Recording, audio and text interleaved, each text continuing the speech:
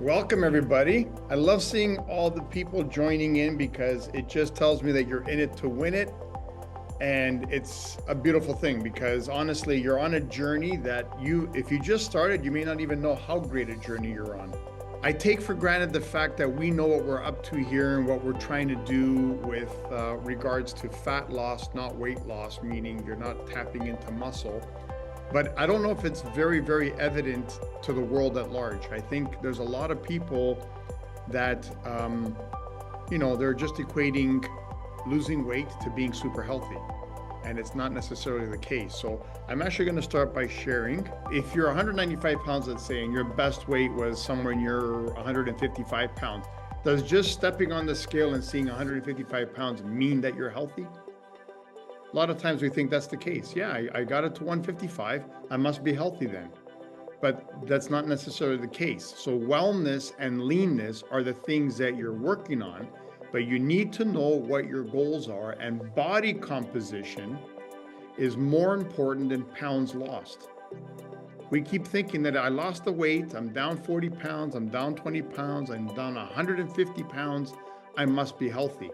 But that's not the case because weight loss is not fat loss. There's a difference. It's like saying burning calories is the same as me losing weight. No, burning calories means you burnt the food that you ate, where burning fat is burning the reserves that you're storing on your body.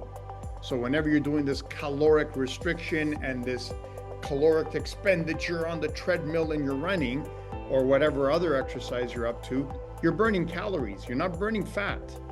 So everybody's confusing things with calories meaning fat and weight loss meaning fat loss. That's not true. And therefore, weight loss should not mean muscle loss. Muscle loss is a big problem and it's never addressed. After you turn 30, your body loses 1% of muscle every year. It's called sarcopenia. And so the most important exercise you can do is weight training to build that muscle. But if you're doing weight training, you got to take enough protein. So I take 4 eggs and then I take some veggies, some broccoli or something on the side. So I eat a lot of protein to maintain. Does that sound familiar? He's eating protein, he's having veggies on the side. We're actually adding fruit to that as well. But the point is that you need, at least during the release phase, to maintain the muscle that you currently have, not to wither it away when you're losing all the weight on the scale, which is fat. Okay? So listen to the rest of this. And build muscle.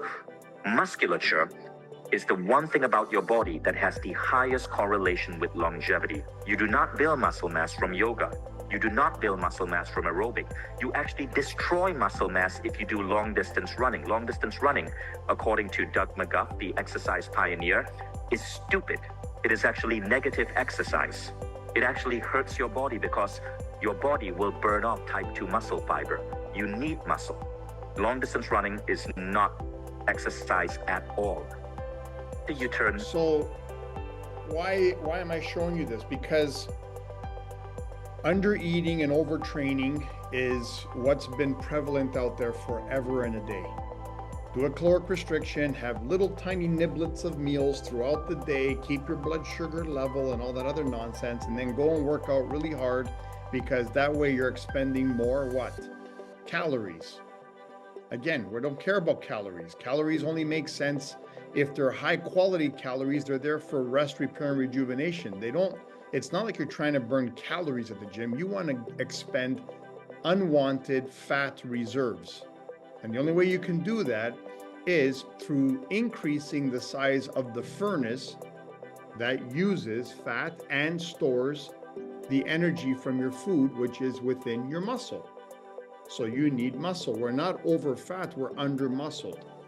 Here's a pound of weight on that scale that we were looking at, but the scale doesn't tell you the whole story. 30% of its muscle loss, while only 70% might have been fat loss. You don't want just 70% fat loss because you want no muscle loss, okay? Now you might be looking at drugs because it's popular. It's been popular for a few years now. And yet they have this plastered everywhere, even on their own website, on their own packaging. Ozempic can cause major loss of muscle and reduce bone density. Weight loss medications like Ozempic or Wegovy can help people drop pounds quickly, but they can also cause a rapid loss of muscle mass and bone density unless lifestyle changes are made. Nobody makes lifestyle changes with this drug. They jab themselves and they have their slice of pizza and they say, oh, this is amazing. I get to have the best of both worlds. But what they don't realize is that they're aging rapidly and sending themselves to an early grave. GLP-1 semaglutides, you're injecting this stuff or taking pills like Wegovy, and you're going to lose 70% of your muscle. I don't understand how that's even legal. So here's number 4, seeking natural solutions, which is what you're all doing here. So after experiencing the pitfalls of the previous pathways, some or all or whatever, you may discover a natural approach to homeopathy, recognizing that muscle preservation is key to meaningful change. So what this program's offering you is the preservation of your muscle mass while you burn fat and not weight, targeting inflammation management so that you're not going to be chronically inflamed, an abundance of nutrients for repair, rest, repair, and rejuvenation, strategies for using fat as fuel, not your muscle, restorative practices that slow glycation, reducing aging and alleviate pain. So if you came here for fat loss, you're not getting just that. You're going to get all of this too. And then opportunities for muscle maintenance on the release phase and muscle building on the sustain phase, right? So here you have the proper approach to real wellness so that you've burned fat, kept muscle, and you're living a pain-free, anti-inflamed lifestyle. Is that enough? It could be for many. For many people, that's enough. They get it, they live the sustained lifestyle, or they did a second round to get further on their fat loss goals, and that's it. But we do want you to work out with lifting, no matter what age you are, while you're on sustained phase and life thereafter. And you need to eat for it, which is why you're on the sustained way of eating, right? But there's another thing you can do too, which is elevating your life journey with Apex Fit, which is our latest program. Ultimately, understanding your body as a resilient, adaptive system allows you to enhance your 31 results with Fit. This platform emphasizes muscle preservation and provides ongoing gut repair, so you can keep leaning down if it's a goal of yours. It's not the program you'd go to lose all of the fat. You would do that with 31 once, twice, 3 times, and then you'd come to Fit and lose the last bit. But it also has ongoing gut repair, so it keeps your gut microbiome right where it needs to be. Continued inflammation control and rapid recovery from your weightlifting. So people say, if I weightlift, I won't be able to walk the next day, or I can't lift my arms to wash my hair. Everything hurts. No, during this program, your recovery from it is rapid. So you can every second day go back to it. Improved mood and mental strength through gut health and muscle training. So the more you lift, the more calm, the less anxiety, depression or depressive thoughts don't enter your mind. Everything is more forward motion, positive thinking. And that's because you're lifting, okay? You don't have to lift super heavy. You just got to lift. Enhanced quality of life and longevity by building and maintaining your muscle. So as you heard those doctors and researchers talking about, the more you work on enhancing your lean skeletal muscle, even if you don't grow extra or build more muscle, that you're getting those twitch muscles and the satellite muscles they were talking, satellite cells to re-engage. Just being able to stand without like falling as you're getting older or having an injury.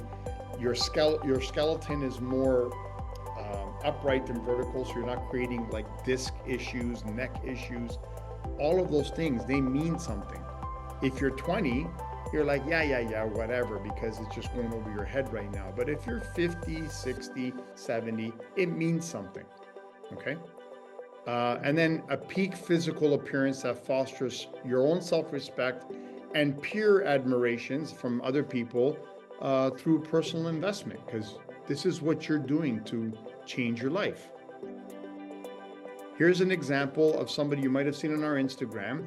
This gentleman is a friend of mine. he ended up at 60 years old getting to a state where he's never found himself before. 204 pounds was never comfortable here because he's always been fit.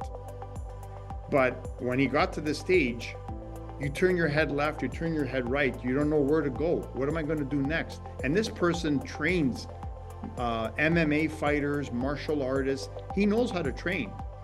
So it's not like he's oblivious to what it means to go to the gym and to eat differently. But when I met with him and I talked to him, he says, you know what, I'm going to give what you're doing a shot. I like what I'm hearing. So September 1st, he started, and this is by Christmas, where he arrived doing 1 round of APEX31, 1 round of APEX Fit. He got all the way down 44 pounds. So he went from 204 to 160 and then put 10 pounds of muscle on. So now he's standing right here in this picture at 170 pounds. Okay, now he's on another round of APEX Fit. So he's at 164. So he's leaning down even more of whatever fat's there. And then the second month, he's going to pack on another 10 pounds of muscle and get to 174. But body composition from day one here to where he's going to be at the end of February, it's going to be unreal.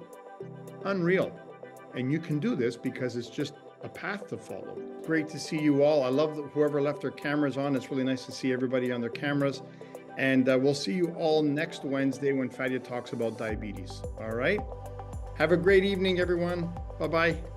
Bye, everybody.